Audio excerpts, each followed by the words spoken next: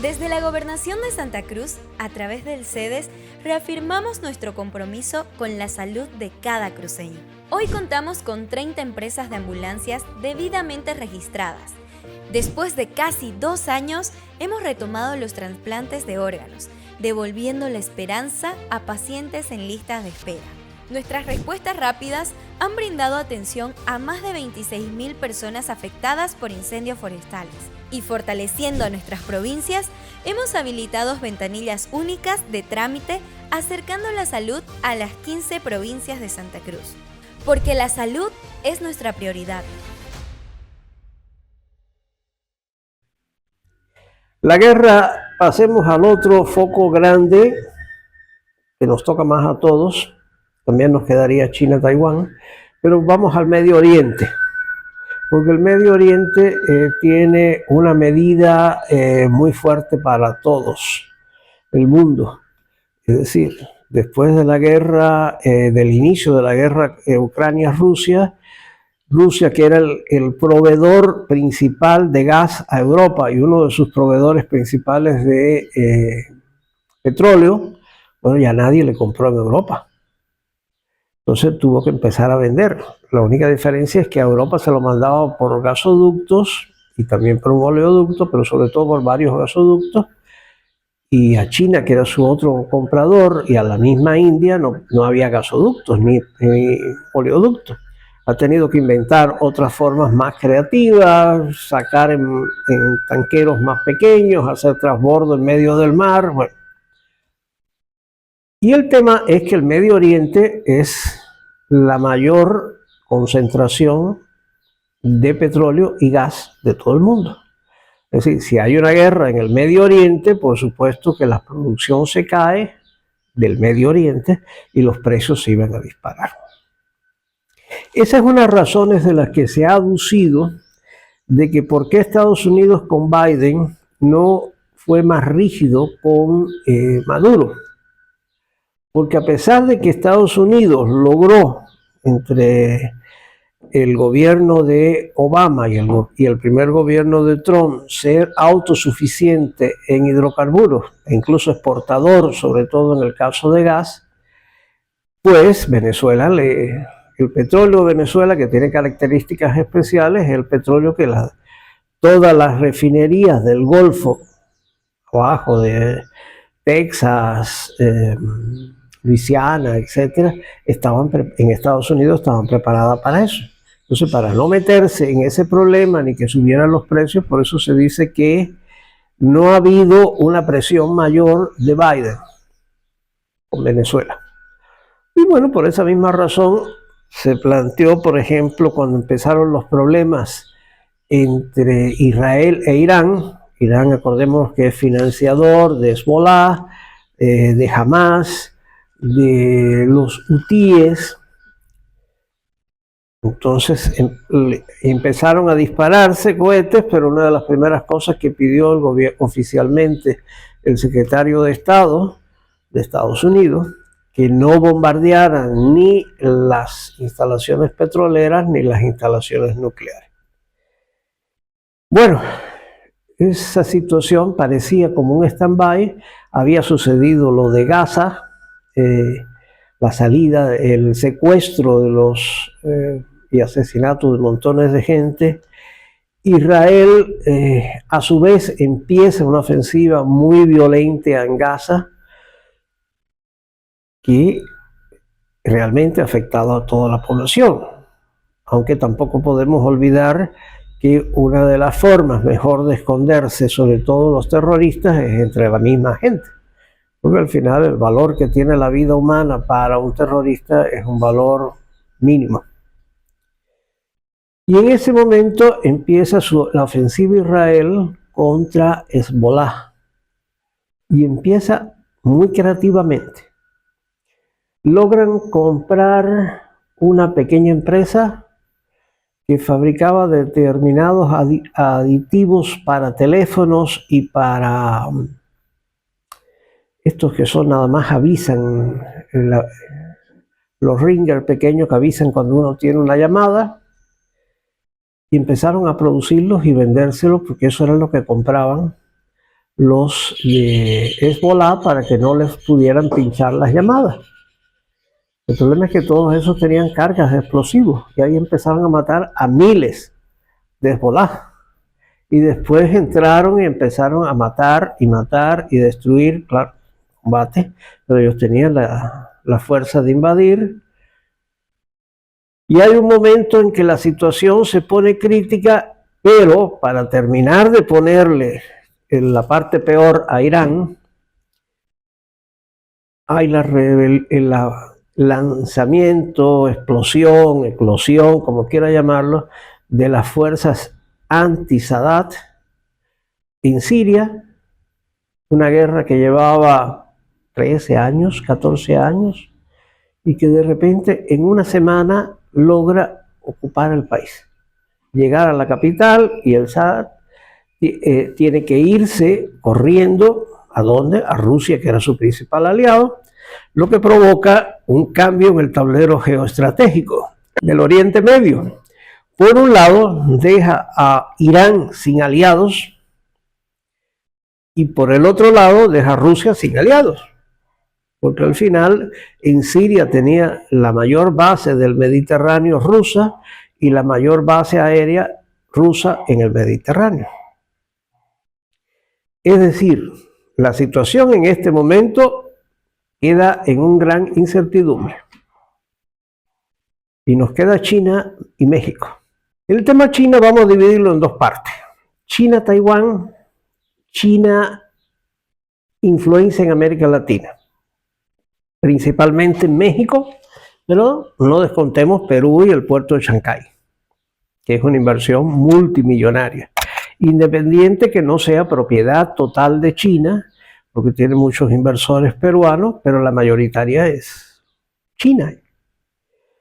El tema con Taiwán tiene dos facetas. Bueno, Taiwán fue una isla que siempre perteneció a China históricamente. Tuvo épocas que no, que estuvo ocupada por Japón, estoy hablando comienzo del siglo pasado. Siempre ha habido esas diferencias entre China, Taiwán. China es parte muy importante del esquema geoestratégico de Estados Unidos, porque Taiwán con el tiempo se ha convertido en una gran potencia industrial en el área de semiconductores. Y eso actualmente todo funciona con semiconductores. Y esto además fortalece el arco de las alianzas que tiene Estados Unidos en el Pacífico. Estamos hablando de Japón, Corea del Sur, Taiwán, Australia, Nueva Zelanda, Filipinas, etc. Esa es la visión más que yo tengo sobre China. China no creo que invada Taiwán, por lo menos en muchos años. Será una invasión oportunista si ve las condiciones, pero no se va a arriesgar a una invasión si no tiene todas las condiciones. Otro tema es el tema de Latinoamérica. Y específico, en el caso de Perú, empezaremos primero. La construcción del puerto de Chancay era una necesidad estratégica en logística para el comercio, sobre todo de China con América, porque es el mayor puerto de la región hacia el Pacífico. El caso de México es otro.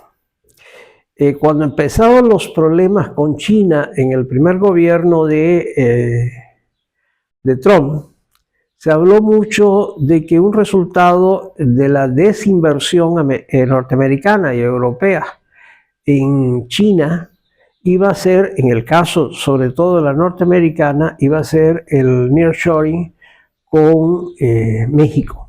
¿Qué quiere decir esto? Instalar las empresas en México, que se sacaban las inversiones, y van a poder entrar de México a Estados Unidos y a Canadá en menor medida, libres de aranceles porque están dentro del Tratado de América del Norte. Y además para México era un beneficio enorme y para las empresas norteamericanas también, porque la mano de obra, aunque no era tan barata como pudo ser en China, también es más barata que en Estados Unidos.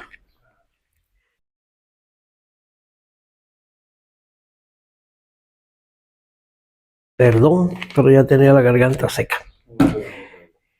Entonces, y el otro problema es la droga, sobre todo el fentanilo. Fentanilo es una droga sintética producida con insumos que vienen de China, insumos muy simples, insumos que además no son necesariamente, ¿cómo decir?, controlados, muchos de ellos, y que por supuesto entra muy fácil en Estados Unidos y además mata muchísimo más que otras, las drogas que estaban. Entonces, esos son los dos grandes problemas con México, los tres. El tema de la migración, que viene a través de México, el tema de la inversión a través del nearshoring y el tema de la drogadicción. Bueno, ese es el panorama regional. Hay un montón de focos más dando vueltas por todos lados. Está el tema de las dictaduras en medio mundo. Está el tema de Haití, que es un tema para mí irresoluble. Toda esta mirada que nos ha dado en relación a lo que es Estados Unidos, Rusia, China.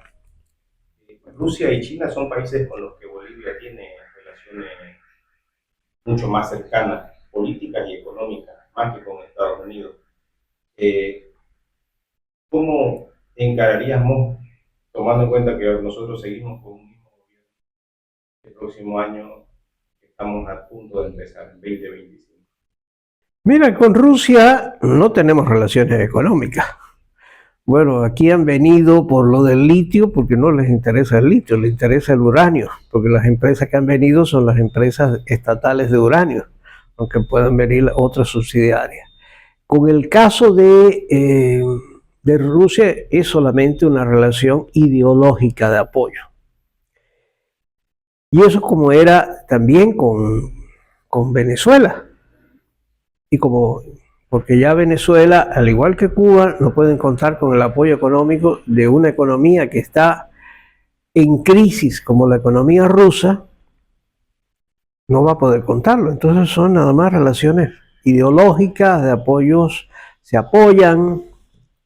Una relación sí mucho más fuerte, porque no era, sobre todo, nunca fue una relación verdaderamente ideológica, por lo menos para los chinos. En la relación precisamente con China. China siempre ha sido una relación de mucho interés económico para China. Y eso por eso ha estado prestando a toda Latinoamérica, o toda Iberoamérica, sin ningún recorte, aprovechando que tenía grandes excedentes, cosa que no tiene ahora en este momento. Pero sigue siendo una superpotencia. Entonces, el problema con China es que estamos conectados por muchas formas comerciales y contractuales. Peligroso, sí peligroso, me queda un tercer aliado, que es Irán. Irán, a veces no nos damos cuenta, pero Irán tiene mucha presencia en Venezuela, la tiene en Nicaragua, la tiene acá en Bolivia, aunque no lo veamos. Hay las denuncias de Bullrich al respecto de las tropas auxiliares y están en la triple frontera de Paraguay, Argentina y Brasil. Entonces, en Argentina tienen los ojos puestos sobre Irán, que además fueron los de los dos grandes atentados en la década anterior, 2 décadas atrás.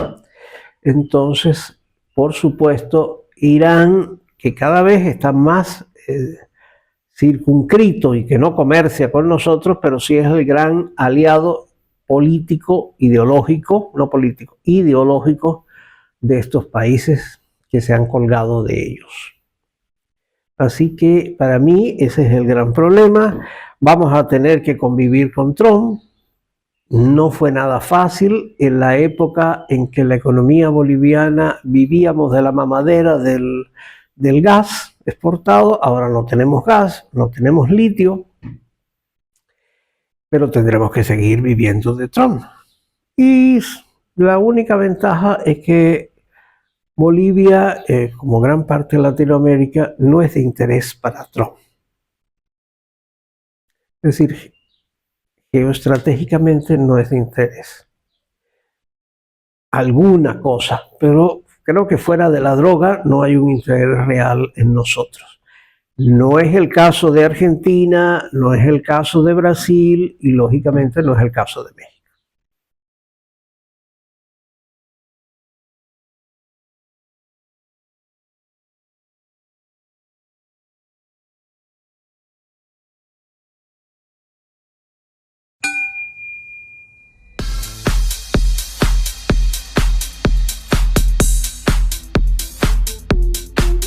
El